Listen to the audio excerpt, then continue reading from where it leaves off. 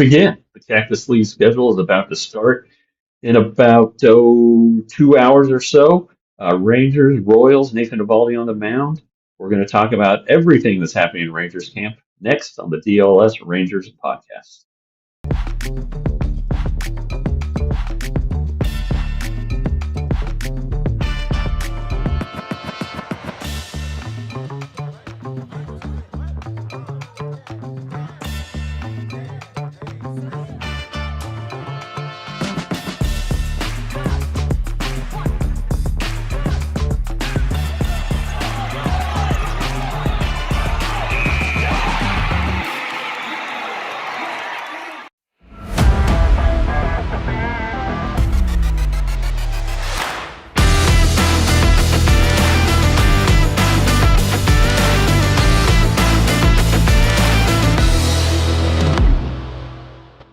Yeah, there you see it. Nathan Eovaldi starting the Cactus League lid lifter for the Rangers. Doesn't mean he's going to be the opening day starter. A lot could happen. He's going to pitch in that first series, but not at all surprised to see that Nathan Eovaldi is wanted the ball here on game one of 31 Cactus League games or exhibition games. I think that includes the game against Brazil on March 4th, and then the two games before the regular season at Globe Life Field. Benny, you're right. It is great to have games being played. I think everybody was ready for it. It gotten kind of mundane here the last 9 days, pitchers and catchers, and then bringing in the position players. They don't need a lot of time to get ramped up. So anyway, Jeff Wilson here. Elijah, the prophet, is working controls back there in our studios in Dallas. And yeah, today also marks the end of my first trip. I always want to get that first game in, much to my wife's chagrin, but I'm expecting that I will have a big honey-do list when I get home, and that's fine. We also have some youth basketball this weekend. So anyway, a lot to look forward to during my week back home. Lot to keep track of here, and a lot to get caught up on since we haven't had our show since Wednesday when Skip Schumacher was so kind and generous to join us. Camp Roundup, honestly, look, there's not a lot of news going on, and that is like fantastic. Last year, the last few years, early on, you'd seen injuries to players. Josh Young got hurt his calf 2 years ago on the very first day he was here. I think Wyatt Langford had an oblique strain by this time last year. So everybody's healthy except for Sebastian Walcott. We still haven't heard when he's having his surgery. He hasn't been in camp all week. Not sure what the holdup is or if there's been a holdup, and the messaging just hasn't gotten to us. But for whatever reason, we don't have that update. And then the only two pitchers who are limited are Teodo and Church, and we've talked about them. Mark Church said his first live BP will be March 2nd, which is the first day I'm back in town. John Moore from the weekly show is coming with us. A lot of talk here with the manager. We talked to him before every workout, and we will talk to him after the game today. But really, and we talked about it with him Wednesday, the base running still a focus. And as he said on the show, he wants to be aggressive this year, but he doesn't want guys afraid to make outs. He wants them to be confident in what they're doing. Travis Jankowski, intelligently aggressive seems to be his buzzword. And the Rangers really want to do that. They were excellent last year in going from second to home, top 5 in the league. So that's, when you're talking about base running, it's not just stolen bases. But Jankowski, he's now coach Travis Jankowski. He's here to help in the base running department. That was his calling card, his bread and butter. The expectation is that he's going to help Wyatt Langford and Evan Carter, and they both talked about it the last couple of days. They're looking forward to it. But Travis has even helped Jake Berger. He helped Jake Berger with his running form in the offseason. So it's not just the fast guys; it's everybody on the team taking the extra 90 feet when you can, grabbing bags when you can, and going first or third when you can. All these things that Skip Schumacher believes leads to more runs, and Lord knows the Rangers need more runs. But there's also been some talk about pitchers limiting the run game. You want to steal them and you don't want to give them up because it can lead to runs for the other team too. And the Rangers weren't great last year at on stolen bases. Kumar Rocker, a lot was made about his inability to control the running game, but he only made 14 starts. So, all these things just happen on his watch. They happen on a lot of guys' watch. Catchers need help. All right. They need all the help they can get from the pitchers. So it's, whether it's slide stepping or changing the timing in which they hold the ball or anything like that, anything that can keep a runner at first base off balance or just out of sync and that's really where the catcher's involved. It's a pitcher catcher combination when they're trying to steal a partnership, when runners are trying to steal second base, third base. If a guy gets third, that's on the pitcher. And Skip Schumacher made that pretty clear yesterday when we were talking to him. As far as Rangers catchers, last season, um, caught only 26 of 153 attempts. Okay, that was 26th in baseball, kind of right there with the offense. There were 127 steals against, which was the ninth most in baseball. Kyle Higashioka was the best of the two catchers. He threw out 15 of the 66 who tried to go against him, but that was only 24th in the majors. Jonah Heim only caught 11 guys, 11 for 59. He was 41st in guys he caught. But Danny Jansen, the newcomer, 20 of 63. That was 14th. Now, how does that rate to like the guy who won the Gold Glove, Dylan Dingler of the Tigers? He was 26 of 56. So, A, if you have a strong arm and you're throwing guys out, people aren't going to steal against you. But, those Tigers probably did a pretty good job, pitchers on the pitching side of keeping these guys out. So, anyway, that's kind of about all we've conjured up. There was some bench talk today and yesterday, and this gets into the minutia of beat writers at spring training. We're trying to figure out who the 26 are, who's going to end up where, and it's a pretty tight race when you look at it. I think the right-handed hitters obviously have an advantage. So maybe advantage to Michael Hellman and to Cody Freeman, Ezekiel Duran. Boy, it sure feels like he's going to be the team because he can play shortstop. And if Josh Smith is the second baseman, they're going to need a guy who can play shortstop, maybe once a week, depending on how they plan to utilize Corey Seager. If they have a plan to make sure he avoids the injured list, maybe a day a week off his feet is the way it goes. Maybe it's a day a series. I don't know. That's just pure speculation. But Duran can play shortstop.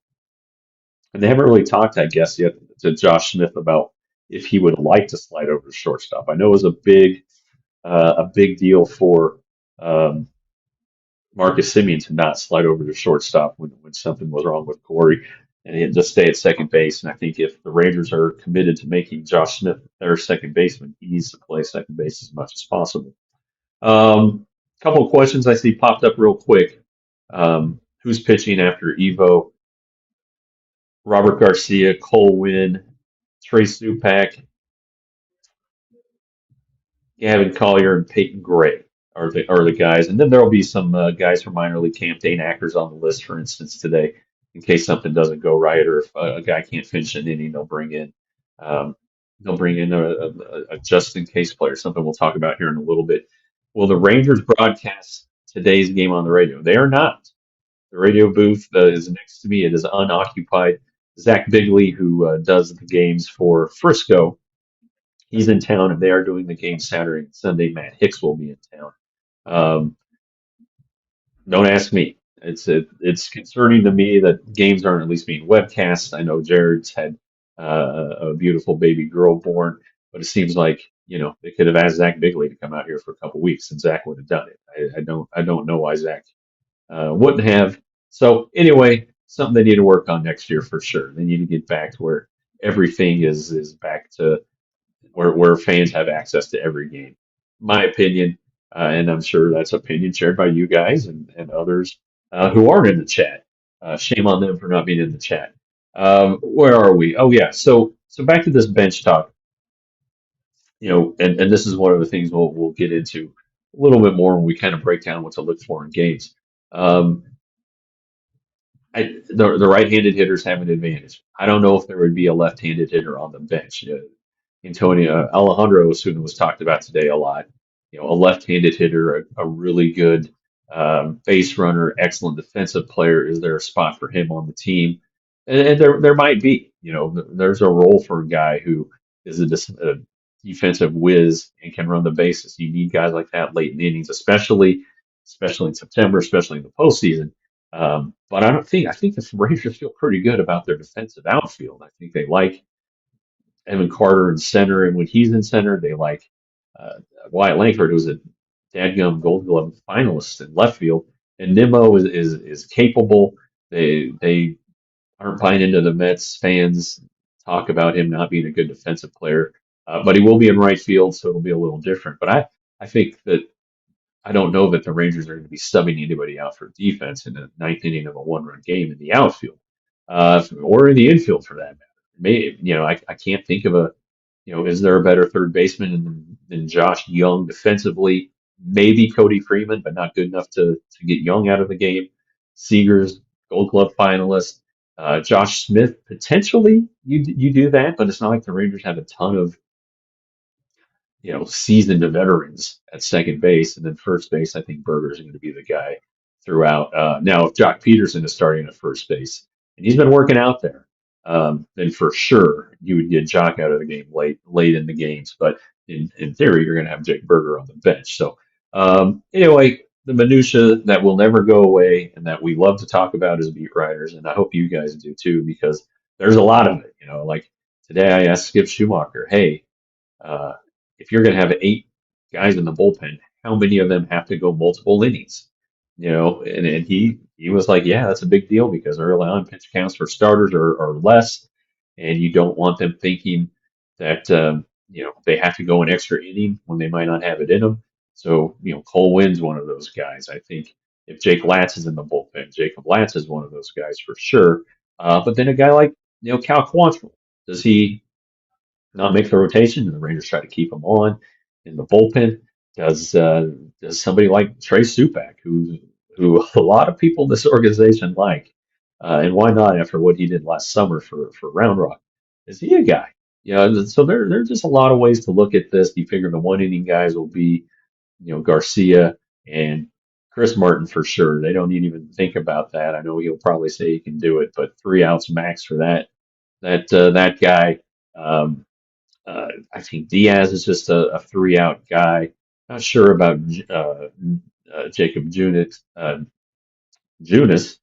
Tyler Alexander for sure can do it. So it'll be interesting to see how that balance plays out. And that's what spring training's for. You get to figure these things out. Nothing's going to be decided here today. Probably not this week unless somebody suffers a bad injury. But those are things that by the end of camp, we're going to be all over as the beat writers. We're going to be talking about in this podcast a lot.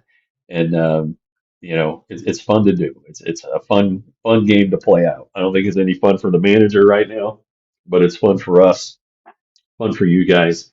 Just kind of envisioning what this opening day roster can look like. I'll probably do a projection here pretty soon. I've been thinking about it, and that might be something I roll out Sunday or next week when I'm back in DFW. Just another quick camp update. It is a beautifully sunny day here. I mean, it is brilliantly sunny. There aren't, well, not brilliantly, because there are some clouds off in the distance, but nothing that's going to cause any rain. Gentle breeze. Flags are at half staff in honor of the Jesse Jackson, who passed away this week, but they're not stiff at all. So it's going to be a pretty good day for baseball. Everybody's going to get in their work, as they like to say. Got in my work. All right. Well, Nathan Eovaldi's first up on that work, and I do want to see what Trey Supak looks like. I talked to him today, the kid from LaGrange. He's not a kid anymore, but he's from LaGrange. Gigantic hands, and if it weren't for Brandon Nimmo, Trey Supak would be the nicest guy in camp. So anyway, something to chew on for you guys. Hey, we're going to get into a lot more stuff. We're going to get a little deeper into what happens in these games early on, and who's going to be playing, who's not going to be playing. Everything's okay. I think that's the big thing to mention. And as Skip said the other day, these first 9 or 10 days of camp really couldn't have gone much better for the Texas Rangers. Okay, let's talk about our friends and our advertisers. We got a new one coming up. It's pretty interesting. Air DNA. but we're going to start it off with our friends in the meat and seafood department, and then we'll hop back in right after this. Hey guys, Wild Fork Foods time. Our friends at Wild Fork Meat and Seafood Market, they need to be your butcher. You need to get all your meat there. It's that simple. Again, I'm coming home today, and I will have ample time to visit one of the 9 DFW locations. And right now, after the show, I can sign up to be a member at wildforkfoods.com, where for $29 a year, I can get free delivery either same day or the next day, no later than the next day. How crazy is that? We're talking hundreds of cuts of meat, different varieties of meat. Got your standard beef, pork, chicken, and then, like I always say, there is kangaroo. You can get a whole pig, seafood, meats from around the world. South America is a big player with Argentina and Brazil and all of their beef. So this is the place to go. Wildforkfoods.com, 9 DFW locations. Please visit them as soon as humanly possible. And hey, we have a new sponsor now, Air DNA. When I saw this, I thought it was going to be, like 23andMe or something like that. But that's not at all what it is. It is like Airbnb, okay? And it is for the World Cup. Big money to be made if you are interested in putting your home up for sale. These guys fans come from all over the world. And AirDNA will tell you how much you can make. All you do is you go to airdna.co/DLLS, you pop in your address, and you'll see how much money you could make for the tournament. We're not talking like $50. Some people are going to make 10,000, 20,000. It's game-changing money. Okay, and if you can find a way to get out of your house for a little while, go spend the night, go spend a week with your grandma or a month with your mom or whatever it is. Go on a vacation. Who knows? airdna.co/DLLS is the place you want to go. Check it out and see how much bank you can make during the World Cup. Yeah, I think a lot of people here in Surprise make a lot of money. I know that the folks I was just with, Tim and Keith, they have uh, they just turned their back of their house into an extra room, and it's fantastic. So um, if you, I'll be honest. I haven't told my wife this, but I've thought about it. It's like, geez, these people from the World Cup. You see what they're paying for tickets. I mean, room and board's chump change. So anyway, check them out, our friends at AirDNA.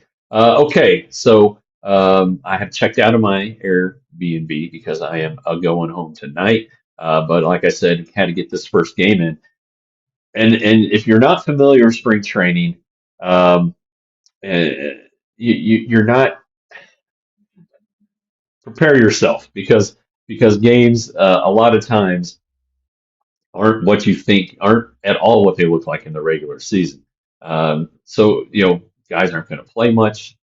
You're gonna hear names when games are broadcast, or if you look at the box score, you're gonna see names that maybe you've never heard of, and that's fine. That's all part of the spring training experience.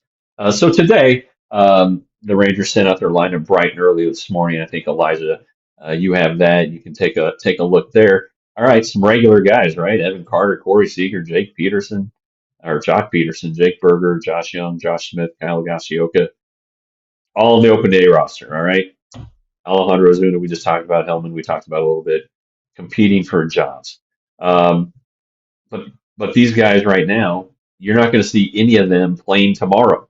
The Rangers go across the divide, across the valley to Mesa to play the Cubs. None of those guys will be in the lineup, and that's by design.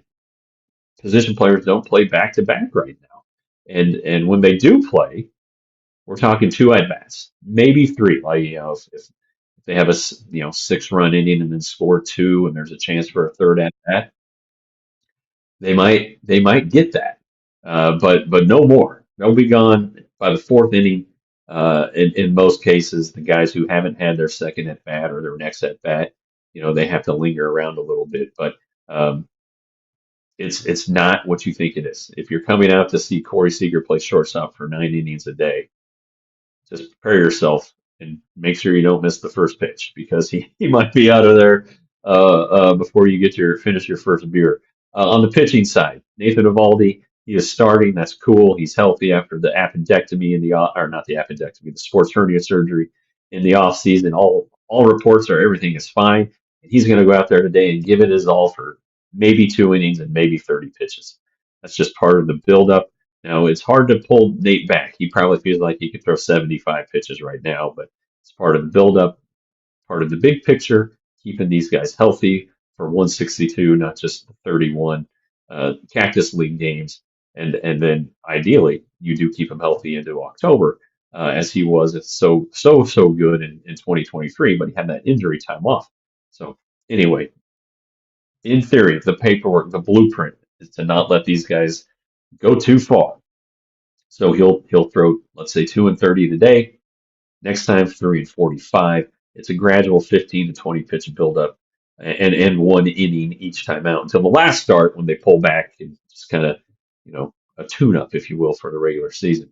Um, relievers. Now, relievers, a lot of times because starters are going so short, the next reliever up may be a starting pitcher. That's not the case today with Robert Garcia and Cole Winn following Eovaldi. But Trey Supak, who's working as a starter, they'll try to get 2 innings out of him, and that's fine. Don't read too much into it. If let's say Mackenzie Gore starts and Kamar Rocker is the first guy out of the bullpen, that's okay. Kamar is still in the hunt to be the fifth starter. And based on live BPs, maybe he's got the lead now. I'm not sure, but don't worry about it. Don't read too much into it. And then there are guys who are minor league players who have been in camp as long as the big leaguers, if not before. And oftentimes you'll hear them referred to as JICs, JIC. A JIC is a just in case player. And it's guys who come over from minor league camp to fill in for the fill-ins at this point. So after the starting position players are out, then you'll still get some 40-man guys who are coming in, and some guys who have a chance at the roster and some guys you have heard of. And then once they're done, then it's pretty deep into the minor league camp. But the Rangers have a good group of guys here. Dane Acker, I mentioned earlier, he's on the list to pitch today as a guy who may have to come in and finish off an inning for Eovaldi or whatever. And this is these guys have purpose, and this is a big deal for them. A lot of these guys are getting a look. It means the organization, you're on the org's radar. I still think Dane Acker can pitch in the major leagues, and it's somewhere in there. But there are guys at the lower levels who've been here. So you may want to have MILB.com at the ready as you're following these games. But it's a good way, like you said in the chat, Mason. Great time to learn about some of the young guys in the organization, and it really is. Cam Cauley a few years ago had a fantastic spring in A games as a backup, as a fill-in, hitting home runs and showing off some power. So, it's a chance like that for a guy like that to kind of open your eyes. And we'll ask about him. Be like, hey, this guy's been playing great. What do you know about him? All this stuff. So, anyway, that's the way these games are going to unfold. One other thing, as you watch the game, let's say Nathan Eovaldi throws 20 pitches in the first inning and only has 2 outs. The Rangers may come and get him. Okay, so Dane Acker's my example. He's going to try to finish off the inning. And then lo and behold, the second inning starts and Nathan Eovaldi's back on the mound. That is a spring training rule that was implemented a few years ago, one that makes so much sense. It makes a ton of sense as you're trying to get pitchers ready. It's not a standard baseball rule. Yeah, I know, but spring training is about the pitchers. It's about getting guys ready. And to take a guy out after 2 outs and 20 pitches doesn't make a lot of sense in the long run. So that happens, and it happens. It's not infrequently. It's not every game, but it will happen.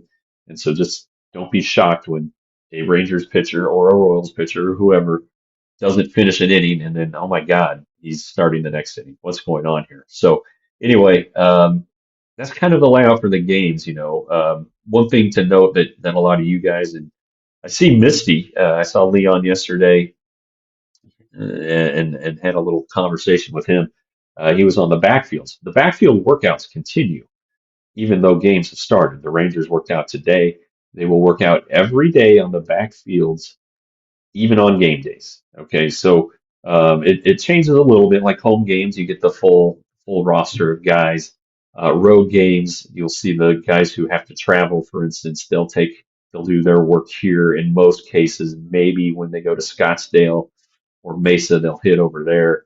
But if it's a game in Goodyear or Peoria or Glendale, they'll just take BP here, hop in the car, drive over, and be ready to play.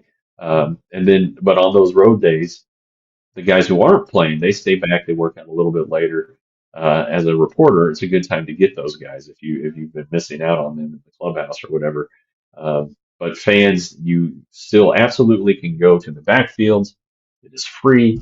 You enter off of Bullard Avenue, right across from the Royals uh, minor league compound where they house their minor leaguers. The Rangers village is basically 100 yards away, if that.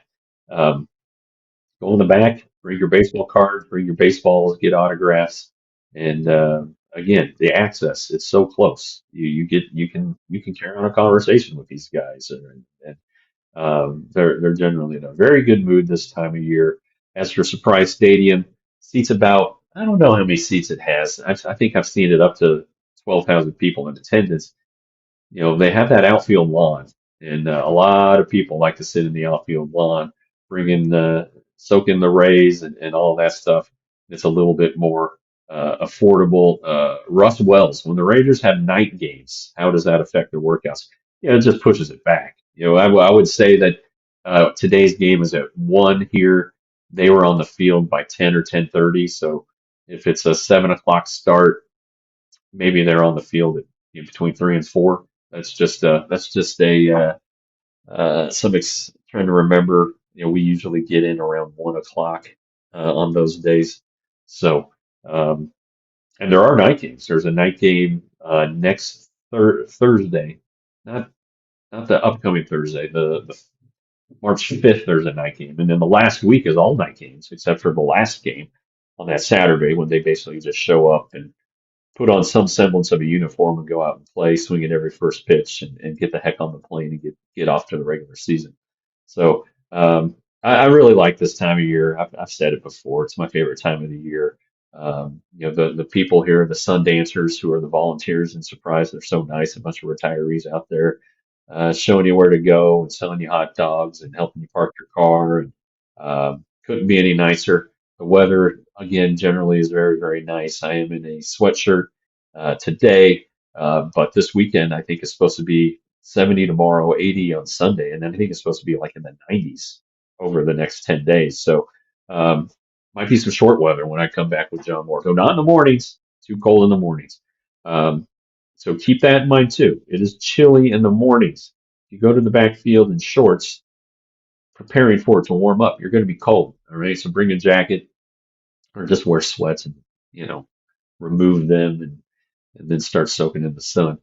First base side, Rangers dugouts on the first base side. Typically, it's in the shade from first pitch till the end of the game. The Royal side or the visiting side, you get a little more sun. If you're into tanning your bodies, as I know so many of you are. Um, but yeah, here we go. Games get ready to start. That's what you can expect. Hit our like button.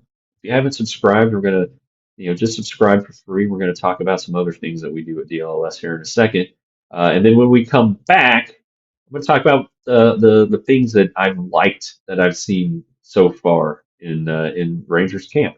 We'll get to that after this. All right, I'm going to set my timer this time. Here we go. All right, there we go. All right, Supporters Club time, guys. Join the Supporters Club. It is our die-hard um, membership for the YouTube channel. And let me tell you, yesterday I spent the day doing clips and doing a little tour of the backfield and showing you guys what it's like to be a beat writer in spring training.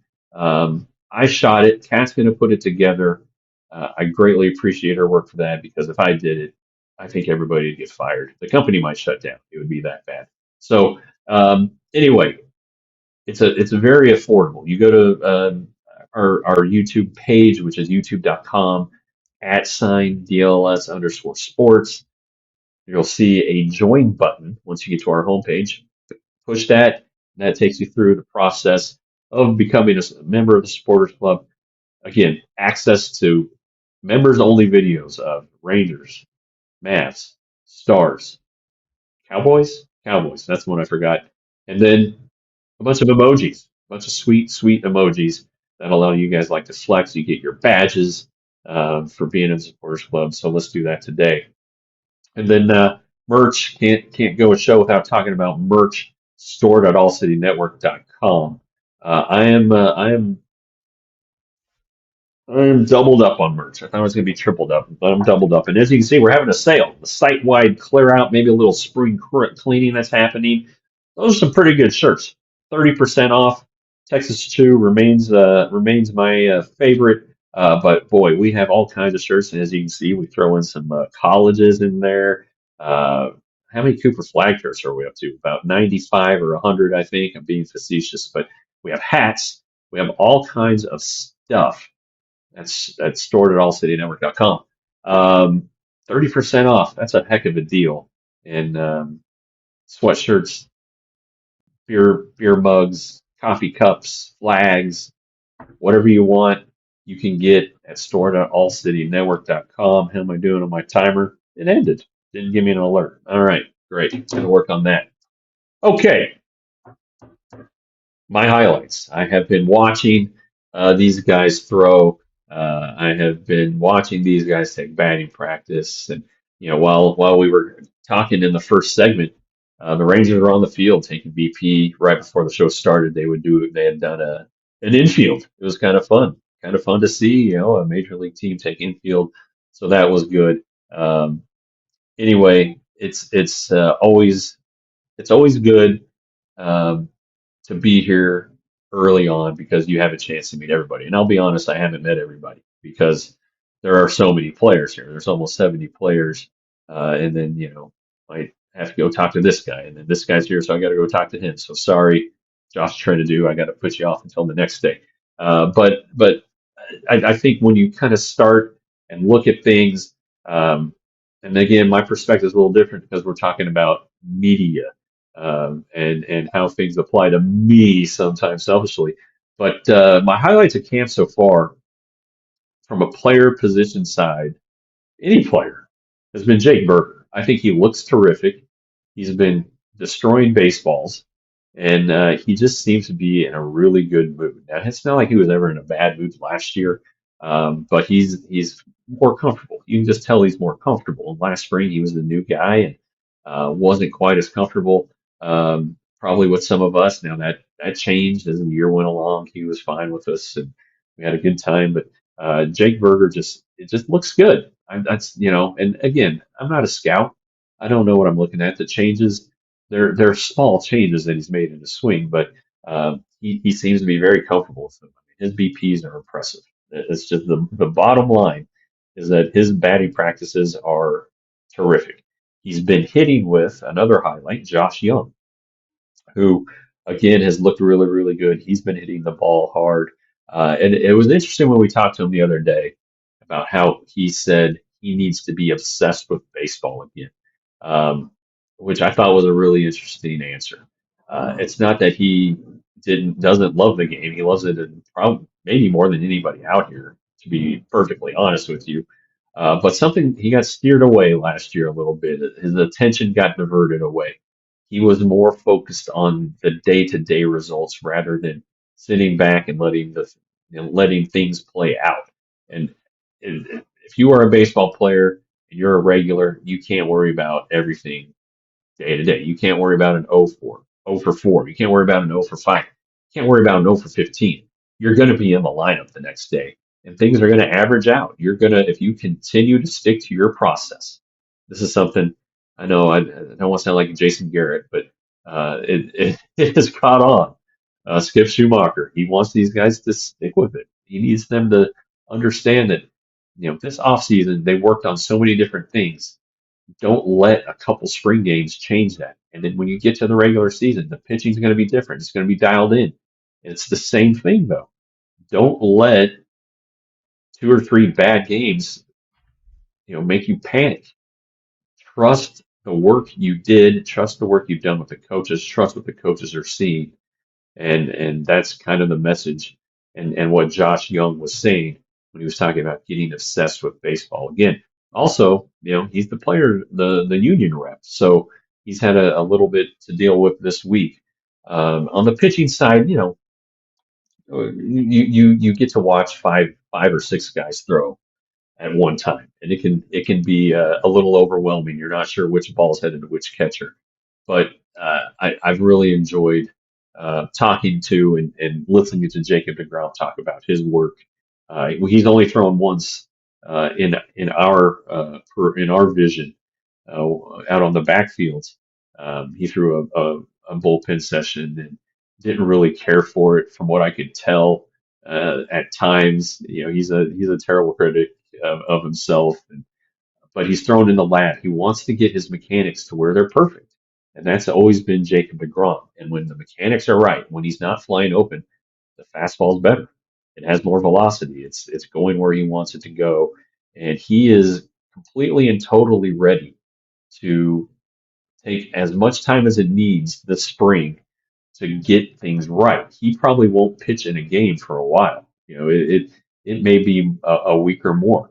Uh, Same thing with Wyatt Langford. He's not going to play a game this weekend. He's probably not going to debut till early next week. Brandon Nimmo, he doesn't start playing in spring games until March. It's just things that they want to work on. They know their bodies. They know what they have to do to be successful, and they found something that works. Langford unfortunately discovered it by accident because he was hurt early on in camp last year. But what he learned is that working a little bit slower pace on his swing actually was beneficial. So they're giving it a go again. Apparently, Nimmo's done this for 3 or 4 years. He finally found the combination that works. Whatever it takes to get ready. He was out. He was out today doing infield drills. He hit on the field. Okay, so it's not like he's sleeping in until noon and then just coming up whenever he pleases. He's been here. He's doing the drills. He will continue to do that, but he does it at his own pace. And I think, hey, whatever it takes to keep these guys healthy and to keep them productive. Evan Carter, I've mentioned this. He looks bigger. I was talking to Skip about it on the show Wednesday. Evan Carter looks bigger.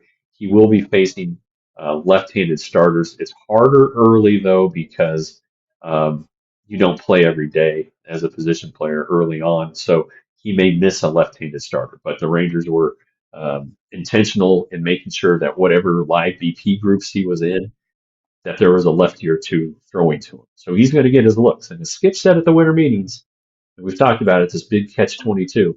You can't get better against left-handers if you aren't facing them. So he's going to get a shot at that. Um, another highlight, and I wrote about it the other day, is the young arms, and I only wrote about five of them. I feel bad because Eric Loomis was mentioned. Eric Loomis, he was the Rangers reliever of the year last year in the minor leagues, and he apparently popped off an impressive bullpen or two that guys looked at. But Gavin Collier, who's going to pitch today, looking forward to seeing that. And I think Skip Schumacher is too, because while it just is different in a game. You can throw bullpens and lives, and nobody's watching you, and it's fantastic, and you're dominating and striking out, great players, all stars, whatever, on the backfields. When you get into a game, it's a different story. Now, Gavin, when he pitches, Bobby Witt Jr. is probably going to be out playing golf or eating dinner or whatever. Whatever. He's not even going to be in the ballpark when Gavin Collier gets into the game today. But still, I think the tenet, the basics there is Gavin. Is Josh trying to do? Is Carter Baumler? Is Robbie Alstrom? Are they on the attack no matter who they're facing? Are they on the mound determined to get outs and to shove against a triple A player, a high A player? How do they go about their business? Again, the process. You know, everybody knows Gavin Collier can throw it through a brick wall, but he needs to throw strikes, and he's done that in the lives and in the bullpens. But now it needs to translate into games. And relievers are going to throw a lot. Okay, now the good guys who are on the team are going to throw a lot. Gavin, who does have a chance at this roster, I think it's an outside chance, but I still think he has a chance. You can see him hang around after the first few cuts, still be in camp. I think that'll be the case with a couple guys like Alstrom, potentially Supak too. Um, Baumler, of course, who's already got the 40-man spot right now, so he'll be on through the end of camp. How are these guys doing?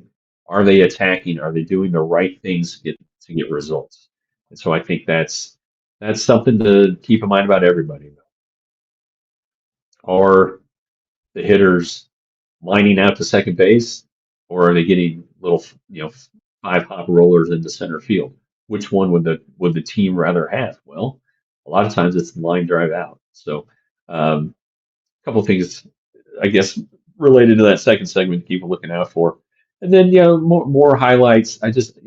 Dealing with Skip has been pleasant so far. He's been on time. He gives very good, insightful answers. Um, he doesn't seem fed up with us yet, so that's good. Of course, he came on the podcast, which is awesome. But to watch him work on the backfields, he's involved. He's hitting ground balls to guys. He spent that first round of batting practice moving around the infield to various spots and hitting ground balls that Jock Peterson could scoop at first base. Jock needs to clean things up if he's going to play over there, and that's one way to do it.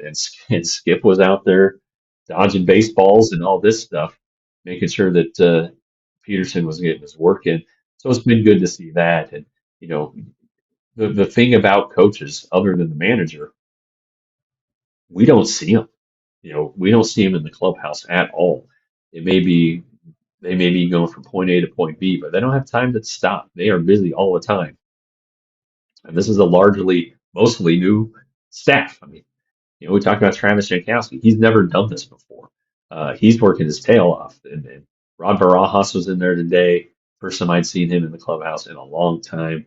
Uh, you know, you just don't see these guys. The hitting coaches in the clubhouse, forget it. They're in the cage all the time. So they're even harder to track down. But it's been good to see how the coaching staff has been working. And again, these guys have been healthy. I think that's the absolute highlight of it all. Sebastian Walcott sucks. That's terrible. I didn't expect Kyoto to make the opening day roster anyway. I think Church still has an outside shot at it. But Josh Spores is healthy. I talked to him, and look, I don't know what's been reported out there. Um, but as the further we get away from his surgery, which was after the 2024 season, the more we're finding out about how invasive it was. It was something else. He had a lot of procedures done. He had a bursa sac removed. He had a ligament shaved down.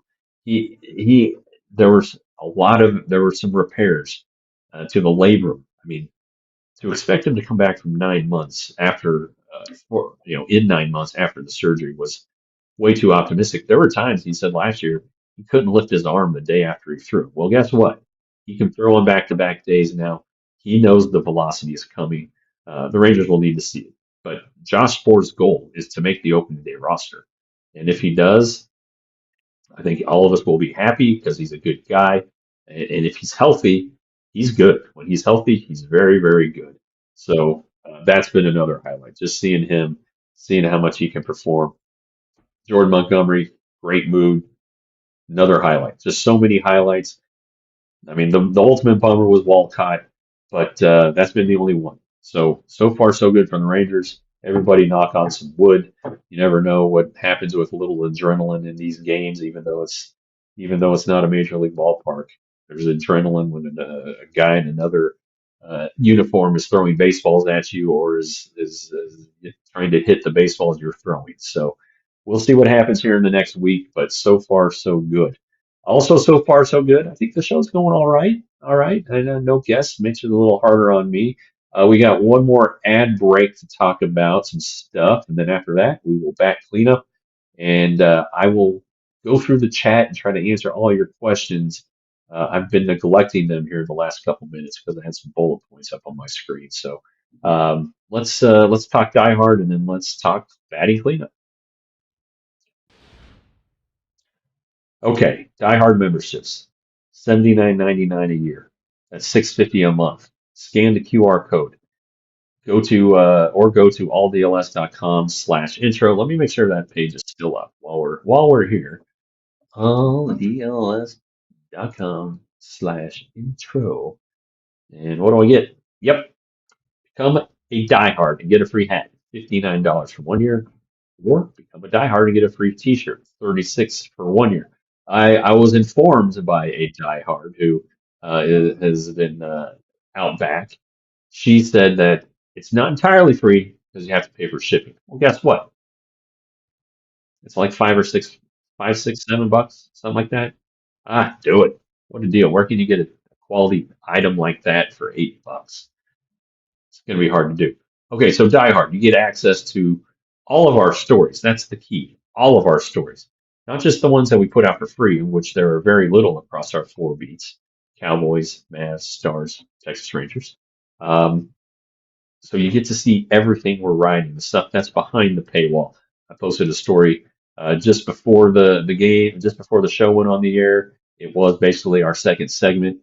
I'd still advise you to go read it because as I'm sitting here thinking there's some things I forgot that were probably worth mentioning.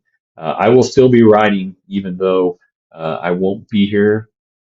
See this, my phone? It has now become my recording device. There are a lot of stories on there that I haven't gotten to that and that's by design. I gotta pace myself here because I'm gonna have some stuff to write next week. So anyway, become a diehard. You know you want to do it if you haven't done it already. I gave you the super secret non website where you can go to and where you don't have to pay the full price. So let's do it. Baseball season is here, and the Mavs. I saw that Kyrie Irving stuff. The Olympics are almost over, so the Stars are going to be firing up. Cowboys, the draft, they've always got something going on. So, so become a diehard today.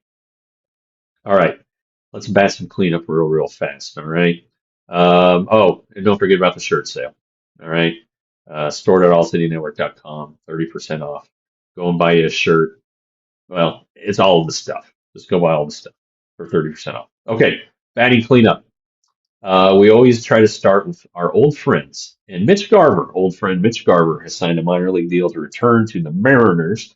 It sounds like Cal Raleigh might have orchestrated this thing because apparently he called Mitch, let's say yesterday, and said, "Hey, you should call the Mariners." And voila, Mitch is in camp today.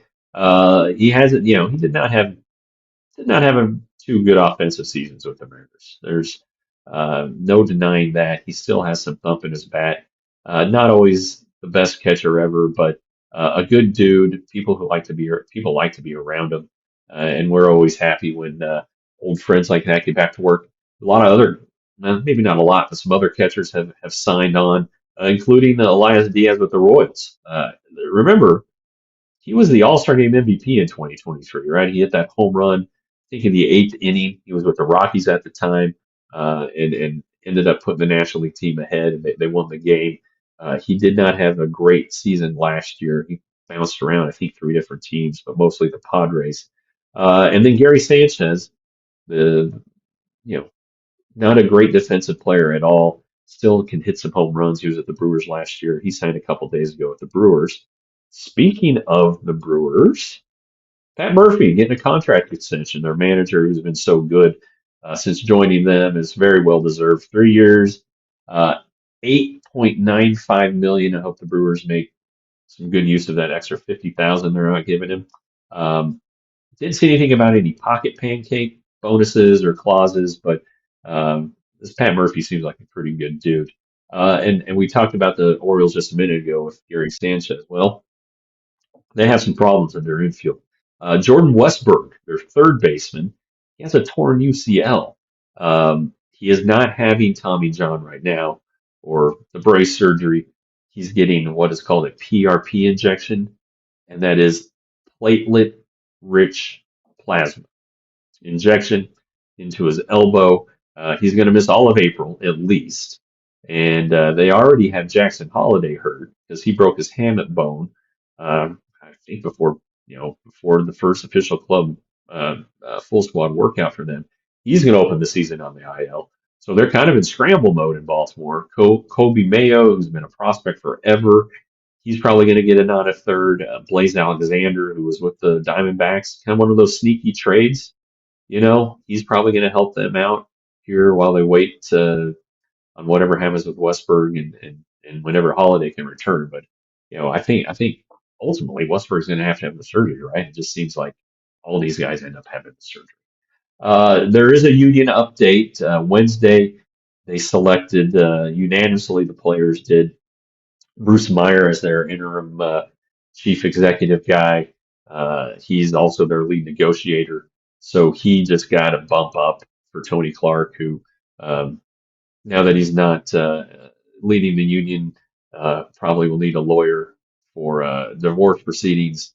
And so good luck with that, Tony. Nothing's changed on the negotiation front or what the players want. They still are a hard no on a salary cap and a hard yes in arbitration. I still think, as Jeff Passan wrote last week, got to find the middle ground. Cannot miss games. That absolutely positively has to be the number one objective. No missed games next season. They're going to get locked out. The owners, we've read, have like are completely unified on this salary cap thing. I don't know if I buy that or not. I also think that players, because of the disparity in salaries, the guys who are making a ton of money are great, but it's those other guys who haven't made the life-changing money yet or the generational money who may not want to miss any games. Okay, so I think that several voices in the union need to be heard. Okay, that's just me. All right, let's go. I'm going to go to the start of the chat. Kelly, man, I am sticking around for the game. Yeah, no radio broadcast for anything on this game, correct? Unless you want to. The Royals are doing a radio broadcast. Any chance I'm taking a flyer on Andrew McCutchen? I don't think so. You know, at this point, I guess he could still play the outfield, but how well could he do that? And how badly do the Rangers need a right-handed bat? And is his good enough? I would say no. Um, yes, it was awesome to have on the podcast, Rarities. I agree. Kelly Man with Westberg, yeah, just talked about that. Ryan Wyatt, 30-30 season incoming. Hey, Skip Schumacher is heading to be an MVP. Travis Jankowski has said 30-30. So it's definitely possible. This guy is so talented, but got to keep him on the field. He's got to keep those obliques and lats. Got to stay off the lat machine. Make sure that he is healthy for the whole season. Um, Ryan, we have disparaging views on Duran. All right, or not disparaging, but different views. One of them disparaging. Um, Okay. Do. Sell the lineup for the day. Three lefties. Yes. Yes. BC. All right. Go Dodgers. Got you in here. Always good to see you, BC. Kind of an OG guy, I think. Gallagher champ in reference to the young guys who are going to be playing so much of these games. Way to go, whatever your name is. That's true. That's true. And like Mason said, it is a good time to learn about the organization. Misty, little rascals in the lineup today. Yes, there are. So let's go on down. Is Luis Carvello, Benny asks, the most forgotten reliever on the roster this spring? Um, I was thinking about that just today. We haven't had a chance. We haven't. I haven't. I don't know about anybody else. I haven't talked to Luis yet. Now it does take an interpreter, which adds another step. But that's not why I haven't talked to him. But he hasn't been mentioned, which is interesting. Neither is Jose Corniel, which I thought was a little interesting. And hearing Skip talk about young guys, I figured those two guys might be there. But Carvello can go multiple innings. He has a big fastball, good stuff. He did fine last year, I thought. I think he does have he probably has a chance. He'll be in the big leagues this year. We'll just whether it's on March 26th or May 12th. I don't know. Benny also Cam Cully play along with some other very young prospects against TCU a few years ago. Um, Walked out of the stadium behind his mom. I was at that game. I remember that. I wish the Rangers still did the college tour, but they've just kind of really shaken up how they do instructs. They don't they don't play a lot of games anymore. They actually try to instruct, so it's not what it used to be back in the good old days of I don't know 2021 or 22, whenever that was, 23 maybe. Um, anyway, Russ Wells thinks I'm coming the last week when it's all night games. Yeah, yeah, sleep in, have lunch, do something fun if the kids are coming into town or coming with you. Get to the ballpark around probably 3. You can check with me. You can tweet me or something, send me an email, and I'll try to figure that out. Um, but yeah, I think if you're here at 3 o'clock, you will see plenty of stuff on the back fields. Well, we got 4 more minutes to go. Okay, hang on here. Do, do, do, do, do, do. I hope Duran can show up and actually prove himself, but honestly, based on the last 2 years, don't even want him on the bench to start the season unless he has a great showing. I think that Duran, he has to have at bats. Obviously, he's shown that and that's everybody though. Everybody is better with regular bats. I think when you look at the bench candidates, he's like the most senior of them. Hellman hasn't had a lot of big league time. Cody Freeman hasn't had a lot of big league time. Sam Haggerty has, okay, but I think Duran has a chance to because he can be a serviceable shortstop. He can play the corners and has a very, very outfield corners has a very, very good arm. He can play the infield corners. He can play second base. Skip Schumacher the other day said that Duran is still in the competition for second base. I know that everybody's penciled in Josh Smith, including Corey Seager. But Josh, do they want to make that a platoon? Or do they want to have a right-handed hitter on hand? If Ezekiel Duran's the best one, he's gonna get the job. I think that Freeman, uh, they like the at bats. Obviously, he can play third. He still has that catcher thing. There's always that catcher thing we all like to glom onto. Um, but Duran's a better outfielder right now than Freeman. So if it comes down to that, Duran's going to make the team. He had a great winter. Okay, he had a great winter in the Dominican, and you know, at some point these guys figure out how to be pinch hitters and how to be part-time players.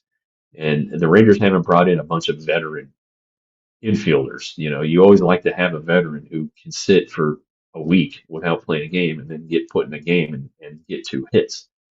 The Rangers don't have that.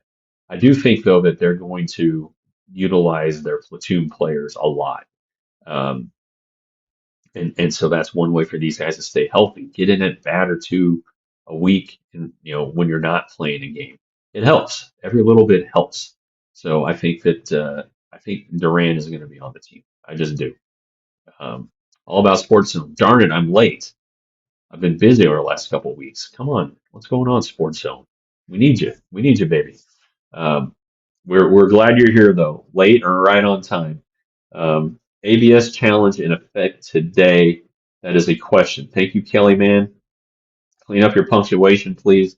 But yes, the ABS is in full effect. And we were talking today in the clubhouse, a couple of us writers. Who do we think the first one to challenge will be? I think I think it's going to be Kyle Higashioka. I think the catcher will be the person who is making the most challenges for the Rangers this year. So my answer is Kyle Higashioka. Higashioka. I think catcher. I think a lot of pitchers don't even want it. Don't even want it. I know somebody pointed out Chris Sale saying that. I heard Cole Winn say that today. They don't want to. They have to take the emotion out of it and let the guy with the better view and the calmer head prevail. So I think that Kyle Higashioka, Sports Zone, since you were late, do I think Santos makes the team? No, I don't. He's been impressive. I wrote it. He was one of the guys I wrote about. I think it was yesterday. Um, I think he needs some more time in the majors or in the minors rather. I think the Rangers need to preserve their starting depth, and right now he's part of that. They have some NRIs who are in camp. Cal Quantrill and Gomber. Are they going to stay around if they don't make the team? If not, you're losing two pieces of depth. Okay, so I think that for now he stays a starter. I think him and Santos, I'm sorry, Santos and Cornell are going to be the guys if Quantrill, if Gomber aren't around. Do we have anything else? Oh, yeah, Mason gave me the answer. Okay, thanks, pal. Will I be filming some of the plays of the game today? It's a pretty good idea, Rarities. Yeah, if you don't follow me on Twitter, it's at Jeff Wilson TXR. There you go. Thank you, Elijah. Mark that down because, yeah, my seat in the press box is right behind the plate, second level. But yeah, I will try to get some, Corey's first at bat, which probably will last one pitch. But we'll try to do that and tweet those out because again, as long as it's not a live broadcast, we can do that in spring training. One more from, hey, is that you, Tyler? What are your thoughts on Foskey getting time in the outfield? I think it's great that they're going to try it. I think it's going to be a little bumpy to start. So I'm working out at first base. I think if he's going to make this team, and he's still in there. If he matches left-handed pitchers, which he does in the minor leagues, the Rangers will take a very, very serious look at him. He has been hard to find, hard to track down. I've been really wanting to talk to the guy, but he's here and he's working. And hey, as long as he's on the 40 man, he's got a shot. All right, guys, we're a minute over. I don't want to do the overtime thing, so we're going to get out of here. Enjoy your weekend. Enjoy the game today, however you access it. We'll be back Monday, Wednesday, and Friday next week at our usual time at 1 o'clock. That's the DLS Rangers podcast. So long from Arizona for now. We all silly like the mayor.